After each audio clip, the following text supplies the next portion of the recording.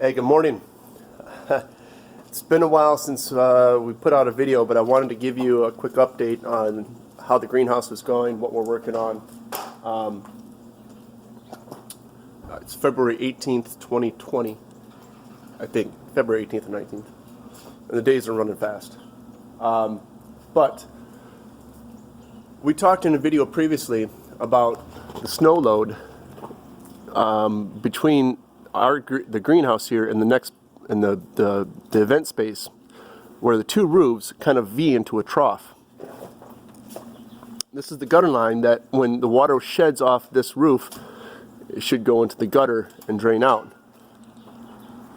Well, in the wintertime, because the greenhouse is not heated, it really doesn't have a way to keep this roof warm enough so that the snow will melt and drain into the gutter line. So we ended up with the snow, after a snowfall, it piles up, and then as the greenhouse slowly warms up, that side will melt off first and drop off the edge, wherever the sun is, and it kind of heats up the greenhouse and then makes the snow shed a little bit on this side and the spaces where it's not getting direct sunlight. But this is the problem we're having. It's starting to settle down in this valley, and it's causing the fabric to bow out. And also, we have to support these roof ribs because they'll want to bow, and if they bow too far, they could buckle. So we actually reinforced the ribs, but we put the 2x4s back up underneath there to help prop them up because they were still bowing a little more than we were comfortable with, like this one here, right there. Now, Mike had an idea to put some extra support underneath there to help support that billowing. So we put 2x4 reinforcements with a joist hanger and then hung it inside the C channel there. I think, if we continue to have problems, the best option is to run some type of, instead of having these individual supports here, would be to run a beam from this angle iron all the way over to that angle iron and support the middle, and also these ribs all together. But so far, this idea is helping. It's reducing the weight of the snow that's focused on each individual metal rib, and the 2x4s are taking up some of that brunt, and it's also reducing the pocketing. Sorry, the camera got a little close there. It's also reducing the pocketing that the snow is causing, and you can kind of see that big fish belly there. So we're still trying to figure out the best solution for this, and we're hoping that once the greenhouse is warmed during the winter time, because we'll be growing in it or doing whatever on Mike's side, whatever they're going to do on that half of the greenhouse. We're hoping that this doesn't continue to be an issue, because the ambient temperature in the greenhouse will cause the snow to melt off the roof and down into the gutters and drain away. You can see on this side, we're not having that problem because there's nowhere for the snow to be stopped except at the very bottom of the gutter, and then it just drops off the edge onto the ground. But over here, where the house next door is kind of shading the roof for the most part of the day, it is building up. It's sliding down for the most part, but then it's building up down here and just piling up and piling up and piling up and creating a nice big snow ice dam and creating that belly problem over here as well. So we tried a few of these supports. We still have the 2x4 supports up underneath here, but you can see there where that one actually buckled. In here. So come spring, we're probably going to have to address that. But we're crossing our fingers that this isn't going to be an issue, or as big of an issue, when we have the greenhouse heated. It should function as a normal greenhouse where the heat from underneath the covering helps melt the snow, the water drains off, continual process. So that's that. It's an issue we've been kind of fighting with, trying to find the most economical solution for, but it may end up not being a cheap fix. We're trying this right now, and then we'll see what happens, when we actually have the greenhouse heated throughout the winter. Okay. And so if you remember right, we put a temporary covering up here along the ridge vents. We had a big pile of these vents that we took off last summer, and we cannot reuse because they're just too beaten up. So Mike and I created this, or actually Mike created this little mock-up here of the roof structure, just so we had a way to kind of look at how we're going to rebuild these louvers and reconnect them.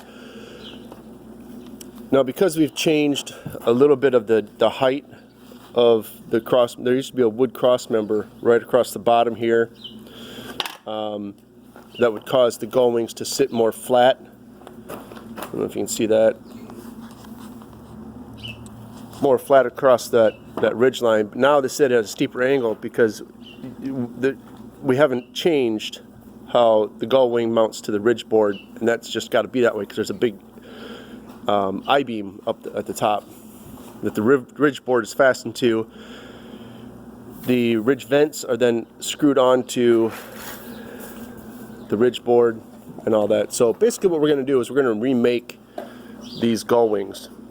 Now, because we've done everything else in the greenhouse to last 20 to 25 years, we're going to go ahead and try to do these out of steel. We've got a place that is going to let us use their welding area and a welder. We've also got a person that's well known in the welding community to help us make sure that we do these right. But we're going to get some 14 gauge steel, maybe some 1/8 inch steel. I don't know. I'm really trying to stick with 14 gauge, but we'll see how that works. But we'll make these out of 1x2 steel, tube steel, across the top, down the side, across the bottom, up that other side, and these middles will be 1x1 tube steel for the purlins. Those are only there just to help to support the fabric. The gull wings are not this short. They're actually going to be like that 8 foot, I think it's 3 and 8 foot 2 and 3 inches, or 8 foot 3 and 3 inches. I got to double check that.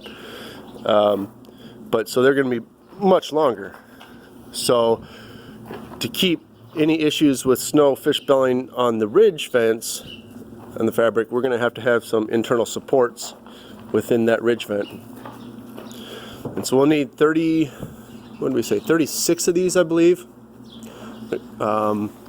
18 down this side, and then 18 down the other side, all the way down. So it's going to be a lot of work. It's going to be a lot of cutting steel, a lot of welding, a lot of grinding off the welds to kind of make them flush.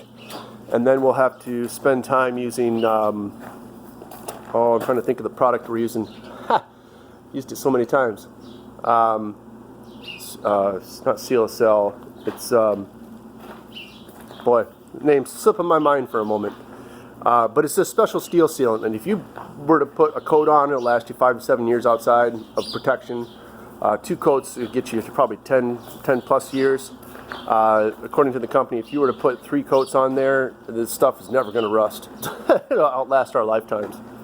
So we'll probably put at least 2 coats on there to seal a steel, any edges that could rust, the welds themselves, and then we'll cover it with the solar wrap fabric.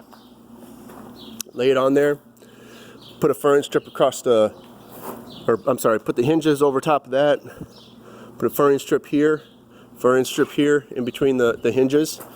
Then we'll take it and we'll pull it down real tight.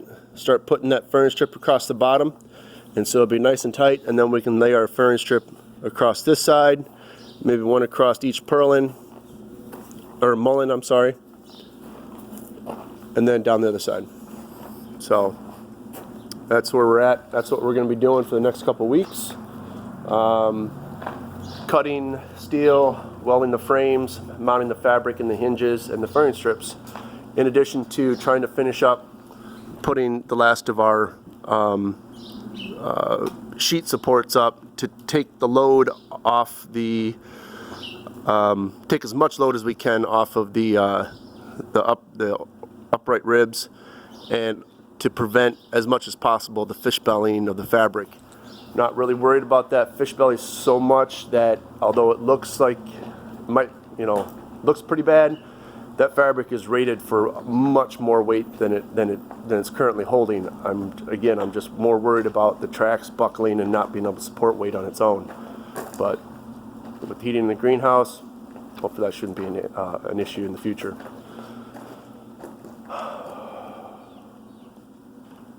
After that, I don't know.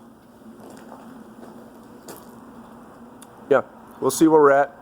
As we start getting into some of this stuff, I might make a couple little live action videos of what we're doing here with the beams, but more so with the metal frames for the ridge fence. I think that'll be a fun process to show people, kind of see what work has gone into that portion of the project. I'm sorry. So, all right, guys, that's all for now. I'll see you later.